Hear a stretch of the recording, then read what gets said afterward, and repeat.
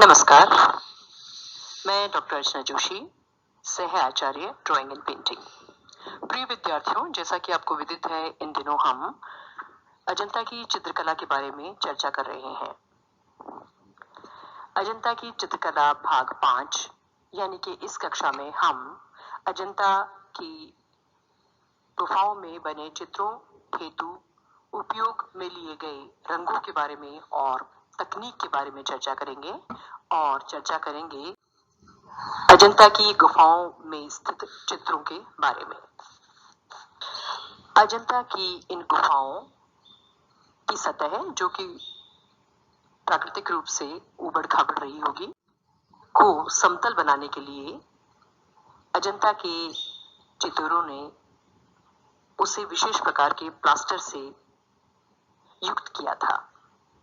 अजंता के चित्रों का धरातल तैयार करने के लिए सबसे पहले प्लास्टर की परत में चूना, खड़िया, बारीक बजरी का गारा, इसे मिलाकर एक मसाला तैयार किया जाता था और इसे गुफा की खुरदरी दीवार पर लगा दिया जाता था।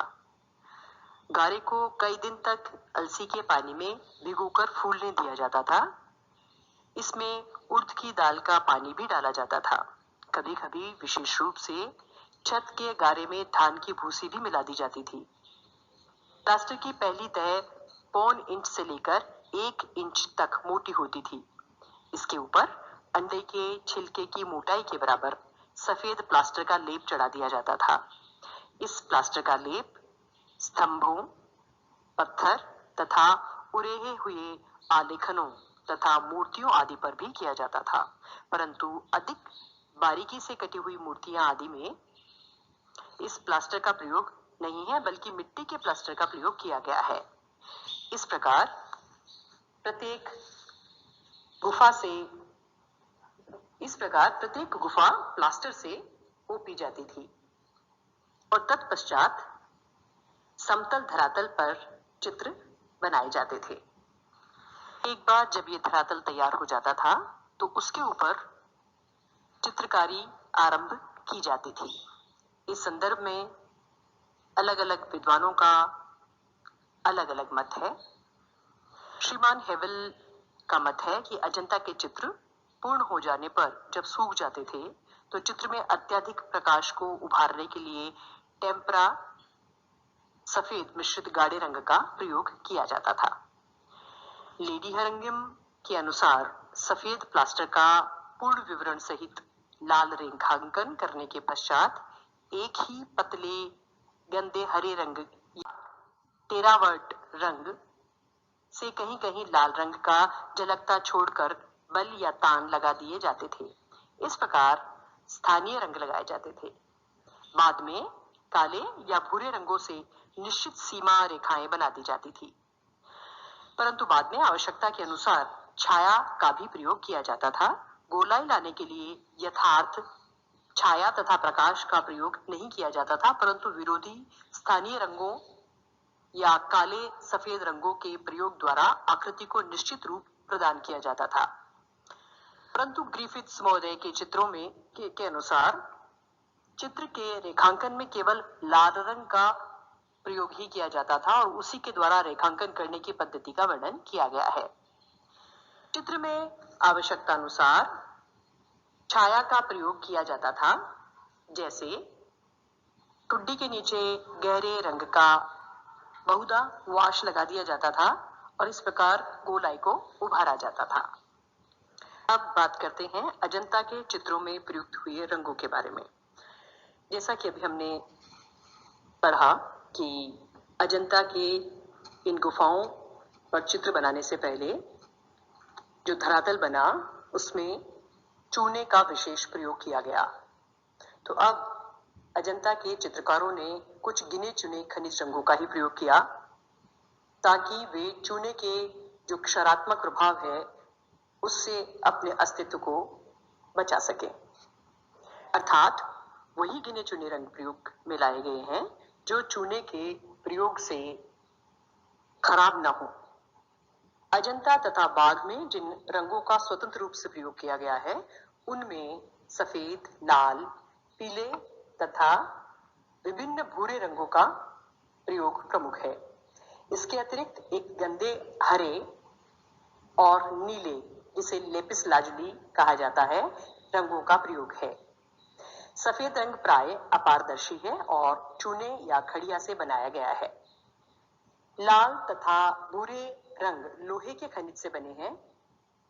हरा रंग एक स्थानीय पत्थर से बनाया गया है जो तांबे का खनिज रंग है, जिसे टेरावर्ट सब्ज रंग कहा गया है। अजंता के परवर्ती चित्रों में लेपिस लाजुली रंग, नीले रंग का भी प्रयोग है। यह रंग एक बहुमूल्य खनिज पत्थर से बनाया जाता था और यह हिंदुस्तान में नहीं बनता था, बल्कि इस रंग को फारस तथा बदख्शां से आयात किया जाता था। शेष रंग स्थानीय है। 6ठी शताब्दी से अजंता की दूसरी गुफा में इस नीले रंग का प्रयोग दिखाई देता है, जिसे कि लेपिस लाजुली रंग कहा जाता है। अजंता की गुफा की चित्रकारी में लाल तथा पीले रंग का अत्यधिक प्रयोग हुआ है। ऐसा भी अनुमान है कि अजंता के चित्रकारों ने संखिया की भस्म से बने पीले रंग का भी प्रयोग किया है। अब हम चर्चा करते हैं अजंता की गुफाओं में अवस्थित चित्रों के बारे में। जैसा कि आपको विदित है, अजंता में 30 गुफाएं हैं और विभिन्न कारणों से अधिकांश गुफाओं में चित्र समाप्त से हो गए हैं, परंतु कुछ गुफाओं में अभी भी चित्र अवशिष्ट हैं। तो इस प्रकार गुफा नंबर 9, 10, 16, 17 व गुफा नंबर 1 में कुछ अच्छी स्थिति में चित्र अवशिष्ट हैं, जिनका की विवरण इस प्रकार है। सबसे पहले गुफा नंबर 10 की चित्रों की चर्चा करते हैं। यहाँ गुफा की भित्तियों पर और स्तंभों पर चित्र अंकित हैं। यह एक चैत्य गुफा है। गुफा के पीछे का भाग घोड़े के नाल की तरह गोल है, जिसे कि हम हॉर्स शू कह सकते हैं, और इसके अंदर एक ठोस स्तूप है। लिपि विज्ञान के आधार पर यह सिद्ध होता है कि ये चैत्य गृह आंध्र सातवाहन काल में ईसा से कोई 200 वर्ष पहले बना था। राजा रानी अपने दल बल के साथ बोधि वृक्ष की उपासना के लिए जाते हुए दिखाए गए हैं। साम जातक व छदंत जातक के चित्र इस श्रेणी में आते हैं, इस गुफा में आते हैं। राजा रानी वाला चित्र हॉरिजेंटल फॉर्मेट में है या क्षैतिज प्रकार का है। चित्र में 2 स्त्रियों ने अस्थि मंजूषा उठा रखी है। एक स्त्री पवित्र जल का कलश उठाए हुए है, जैसा कि आप चित्र में देख रहे हैं। चित्र का निचला भाग नष्ट हो चुका लगता है। साम जातक का कथानक श्रवण कुमार वाली कहानी से मिलता है। यहाँ वृद्ध माता पिता के विलाप को देखकर एक देवी ने साम को पुनर्जीवित कर दिया है। इसी गुफा में छदंत की जातक कथा भी चित्रित है। पूर्व जन्म में एक बार भगवान बुद्ध ने 6 दांतों वाले हस्ती के रूप में जन्म लिया था। छदंत की 2 रानियां थी, महासुभद्रा और चुल सुभद्रा। एक अवसर पर ये दोनों रानियां और छदंत तीनों जंगल में प्रसन्नता पूर्वक विचर रहे थे कि यकायक छदंत का सिर साल वृक्ष से जा टकराया, जिसके फलस्वरूप महासुभद्रा पर पुष्प तथा चुल सुभद्रा पर लाल चींटियां व सूखी टहनियां गिरी। चुल सुभद्रा छदंत से अपनी ईर्ष्या का बदला लेने के लिए अगले जन्म में बनारस के राजा की रानी बनी और सोनुत्तर नाम के शिकारी को छदंत के दांत लाने के लिए जंगल में भेजा।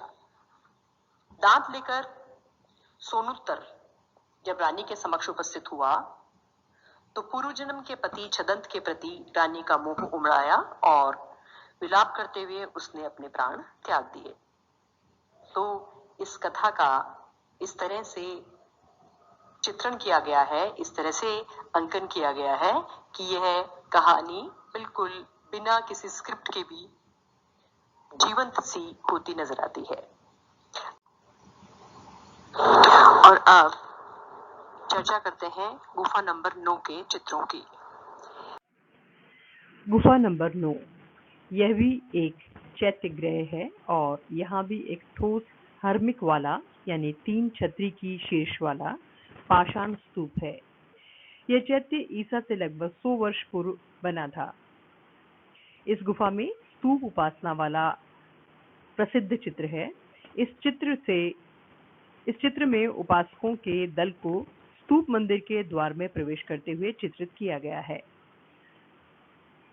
मोतियों की मोटी माला और पगड़ी में आगे की ओर बंधे मुरेठे दर्शनीय है। गुफा नंबर 16। अब हम चर्चा करते हैं गुफा नंबर 16 के चित्रों की। इस गुफा में नंद कुमार के वैराग्य की कथा,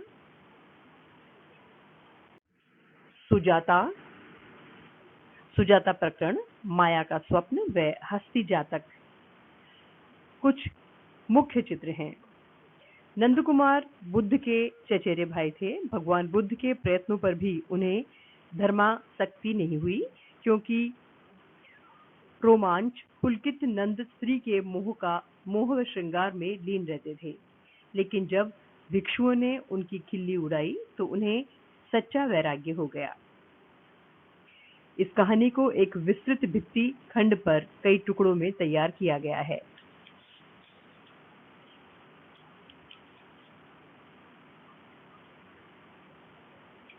गुफा नंबर 17। यह गुफा मंदिर वाकाटक वंश के राजा हरिशेन के एक श्रद्धालु मंडलाधीश ने बनवाई थी। यह गुफा चित्रों से भरपूर है। इस गुफा में विलासी का वैराग्य, पागल हाथी पर अंकुश, महाकपि का त्याग, हंसों की घबराहट, बेसंतर का दान, कृतघ्न करुणा,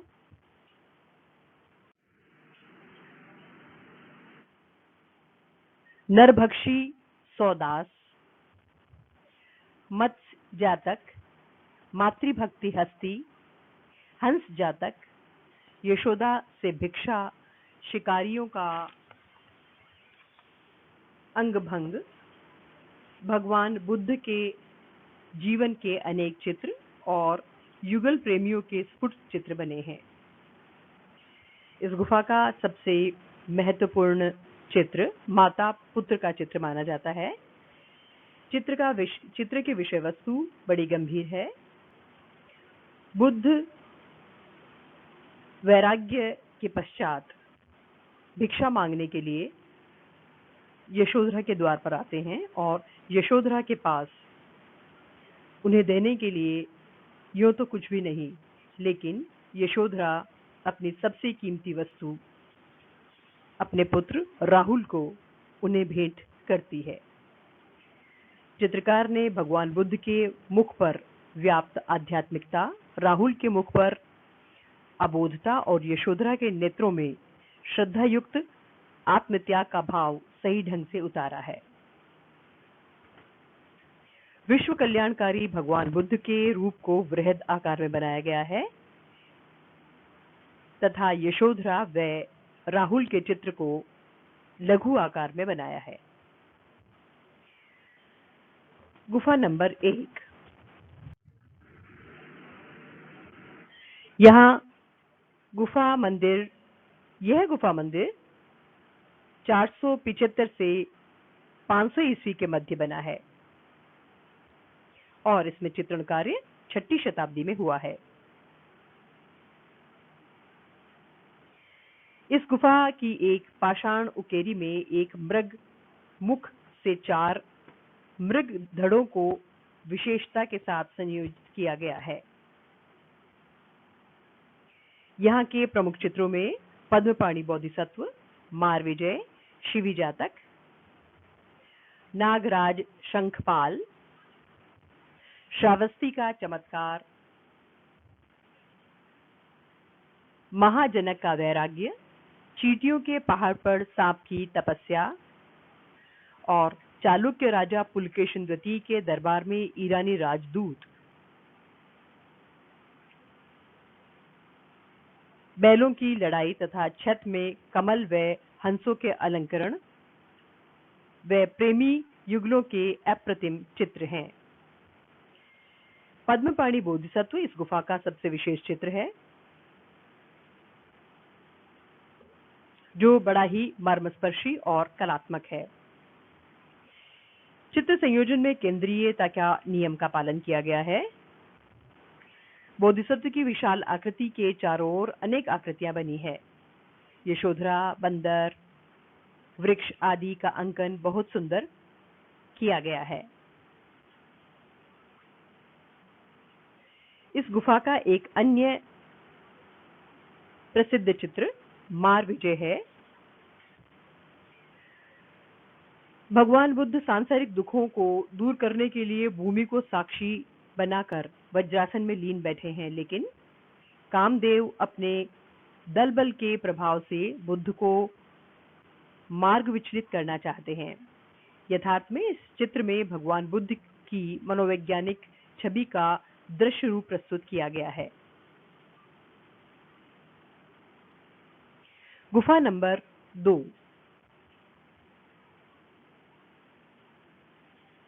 गुफा नंबर 2 के प्रसिद्ध चित्रों में हंस जातक व दया याचना वाले चित्र महत्वपूर्ण हैं। हंस जातक वाले चित्र में हंस के रूप में बोधिसत्व बनारस के राजा व रानी को धर्मोपदेश दे रहे हैं।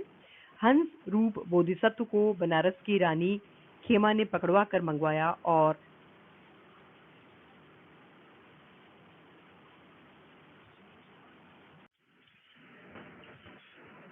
गुफा नंबर 2। इस गुफा के 2 महत्वपूर्ण चित्र हैं, हंस जातक व दया याचना। हंस जातक वाले चित्र में हंस के रूप में बोधिसत्व बनारस के राजा व रानी को धर्मोपदेश दे रहे हैं। हंस रूप बोधिसत्व को बनारस की रानी खेमा ने पकड़वा कर मंगवाया था। अंतराल विभक्ति बड़ी ही मधुर बनी है इस चित्र की। इस गुफा का दूसरा चित्र दया याचना वाला चित्र है, जो सर्वोत्कृष्ट कहा जाता है, जिसके अंतर्गत एक राजा तलवार लिए किसी स्त्री को सजा देने जा रहा है।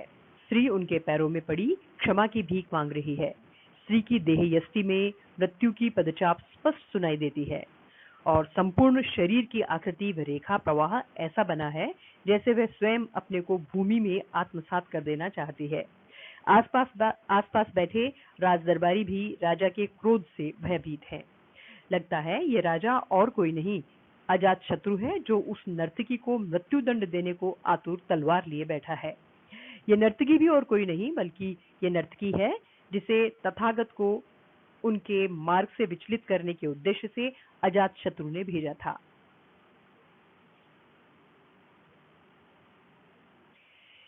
इस गुफा में एक अन्य चित्र और है, जो संभवतया शांति वादन जातक का एक भाग है।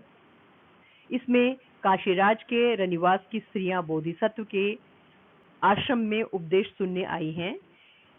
इसी मानवाकृति समूह में एक वृद्ध भिक्षु डंडे के सहारे खड़ा दिखाया गया है, जिसकी आंखों में अथाह अनुभव, अवसाद, असह्यता अभिव्यक्ति हो रही है। उसका खुला दाहिना हाथ रिक्तता के भाव को प्रदर्शित कर रहा है। कुछ विद्वानों ने इसे सर्वनाश की सूचना देने वाले किसी राजदूत का चित्र माना है।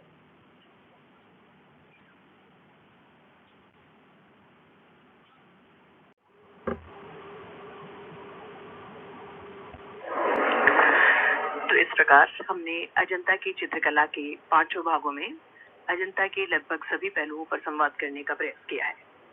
अजंता की चित्रकला का हर पहलू शाश्वत और चिरंतन है। उसका निर्माण हुए आज लगभग 1300 वर्ष बीत गए, किंतु उसकी नवीनता एवं सजीवता में कोई कमी नहीं आई। उन महान कलाकृतियों से समय समय पर भारतीय चित्रकारों ने प्रेरणा प्राप्त की और मुगल, राजपूत, पहाड़ी जैसी उच्च शैलियों को जन्म दिया। उसके स्वरूप एवं शिल्प की विरासत बाघ, बादामी, सित्तन वासल और एलोरा आदि की चित्रकला में पहुंची। उससे आधुनिक चित्रकारों ने बहुत प्रेरणा प्राप्त की। आज भी उसको चित्रकला का सर्वोच्च तीर्थ माना जाता है। धन्यवाद।